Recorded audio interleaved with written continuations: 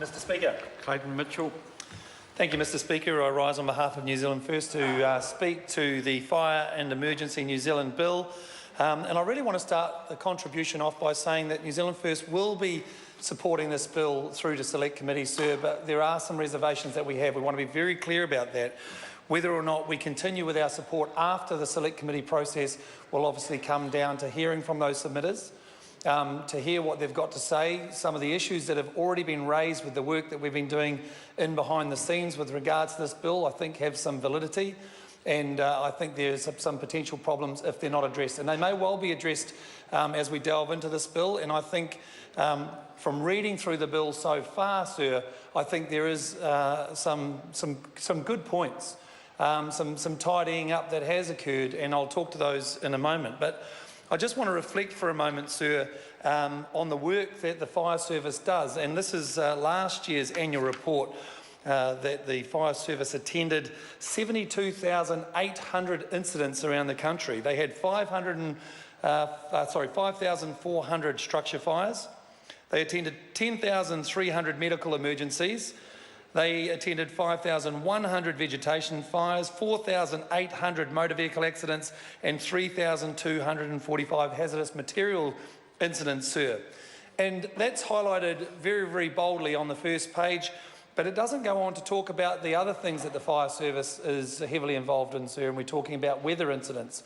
And with global warming, whether you're a believer or not, sir, certainly things are heating up, and so too is the weather. And because of that, we're seeing higher winds, we're seeing more rains, we're seeing a lot of unexpected weather conditions, floods, etc. And every time we see a weather incident, who do we see there in the middle of the night working in the wind and the rain and the floods are our fire service, whether they be volunteers or whether they be full-time employees of the fire service, chopping down those trees, making our streets and our communities safe again, sir. There's no mention in this first page of the review of the report, sir, about the work that the Urban Search and Rescue team do. And I had a great pleasure to be invited along to an exercise that the USAR team had when they were going for their ratification, for their certification, if you like, and which they passed with flying colours. And I went through to Palmerston North for that exercise, and what an incredible setup that they've got. Under this new regime, of course, the Urban Search and Rescue, although they're not heavily mentioned in the preamble to this bill, they will actually now be officially recognised, and they will have a home inside the overarching fire and emergency service. But it was great to be there on this day, and in fact it was the day that we had an earthquake that rattled the lower half of the North Island. So to actually be on exercise for Urban Search and Rescue guys that obviously work in rough and ready and rumbling terrain, to actually have a real live earthquake where they were digging through concrete, and just to see how they execute their work, it's just fantastic. Something that people won't be aware of, sir, and many people in the House won't even be aware of. If somebody is called out, if an ambulance is called, 111 is called, and an ambulance arrives to an incident where they need to lift somebody up onto their trestle to take them off to hospital, if that person weighs over 150 kilograms, and there are a number of those big front rowers that we have playing in our teams around the country, they actually have to call the fire service, sir. The fire service get called out at all times of the day or night to lift those more heavier people onto stretchers to put them inside the ambulance. So they do a lot of work that you and I and the people of New Zealand don't really give them the full credit for. And then, of course, we have seen incidents around this country where there's an incident involving the police, particularly in our rural communities where the numbers of police are being restricted. And who do they call? Not Batman, sir, not Superman. They call the fire service, because they dial 111, and those volunteer fire services and those rural fire brigades come out, and they have on a number of occasions assisted with police to help them arrest somebody and keep the community safe. Now, how do you fund that model?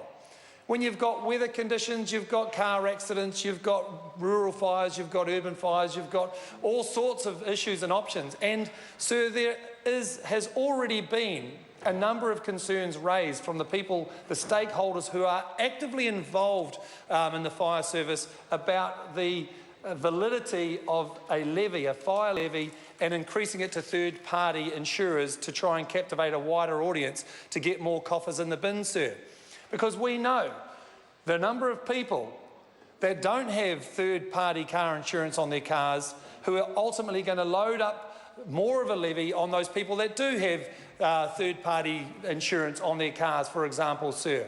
And I think if this government want to introduce something along those lines, then maybe you need to look at other ways to captivate a wider audience. In the UK, for example, sir, it's compulsory when you have a motor vehicle to have third-party insurance as a bare minimum, to make sure they're not worried about whether your car's insured, they're making sure that the people's car you might hit or the fire that you might cause or an accident that you might be involved with, there is going to be some cover. And this hasn't been addressed to date, and I think these are the sorts of issues and others that are going to come out in our select committee process, sir. So one of the ideas already that's been put forward from the submitters and the people that we've been talking to is, rather than putting a third-party insurance levy on cars, is maybe it's a levy that goes on a registration. So every car that's registered pays a levy. So that's been already put forward and discussed, and I think you're going to hear submitters coming through quite strongly about the fairness and equity when we're talking about the funding model for the new fire service regime. And that goes on to more than that, because of course you've got insurance and you've got places that are insured and you've got places that aren't. Now, I'm not suggesting there's a lot of those properties out there that aren't insured, but one thing is for certain, sir, under this new regime, that you are going to see a step back from the rural insurance, and it's going to be heavily subsidised by the levies that are going to be paid in the cities to subsidise the rural sectors. So that could be a concern, and again, that could be something that could be captivated in a rates levy across the board, so it's evenly spread. And I think as far as the funding model goes, there are some serious concerns moving forward, and that may have an impact on New Zealand First's position moving forward on this bill of how this is going to be properly funded. It's also important to note, sir, the number of people we have got within our fire service. And these figures do not include our USAR teams, and I believe there's a few hundred of those people around the country. But at the moment, sir, we've got around 1,730 career firefighters, full-time employed, and speaking to a number of those, and I have a number of friends of mine who are full-time employed in the fire service, love their job, by the way, they love the work that they do, and the public sector, they have a huge amount, we have huge amounts of admiration. In fact, as far as that goes, I think they're considered to be 97% in a trust and confidence rating that came out in this report, also saying that we the people understand the importance of their role. Sir, there are some concerns with regards to those jobs, and I know the Minister's addressed some of those to say, don't panic, it's business as usual, don't hurry, don't worry, don't forget to stop and smell the flowers, everybody. We're going to keep the model internally the same, so just watch this space. But there are concerns, and I think that needs to be addressed as well. We have, sir, a total of 11,150 volunteers, plus 600 full-time employers working inside the sector and the management and support staff. But 11,150 people working in the fire service who are volunteers. They give up their day, they give up their nights, they are on call 24/7. A lot of them have jobs that they need to attend, they have families, they have husbands, they have wives that are on call. And another concern that has been raised through the volunteer sector is the potential marginalisation of them within the fire service. And there is, in some areas, some disregard, if you like, a little bit of culture shift that needs to happen. That needs to be addressed as we bring all these entities together to be one, with the amalgamation, to make sure that we're not leaving the volunteer sector behind and left outside of the cold, in the cold. To wrap things up, sir, I think the third point that needs to be raised and addressed, and again speaking to stakeholders, is in regards to the potential bureaucracy that may manifest into the amalgamation.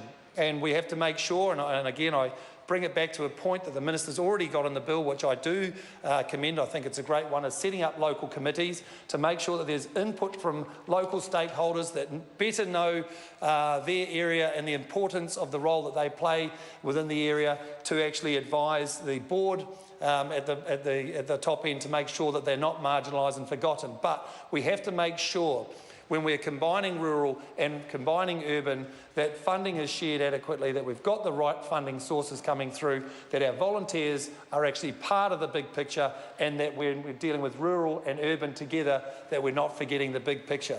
So we look forward to seeing that in the Select Committee. And to finish off, Sir, we would like to think that we can support this if we can tidy up a few of these areas moving forward. Thank you, Sir. Sarah Downing. Thank you, Mr. Speaker. I rise in support of the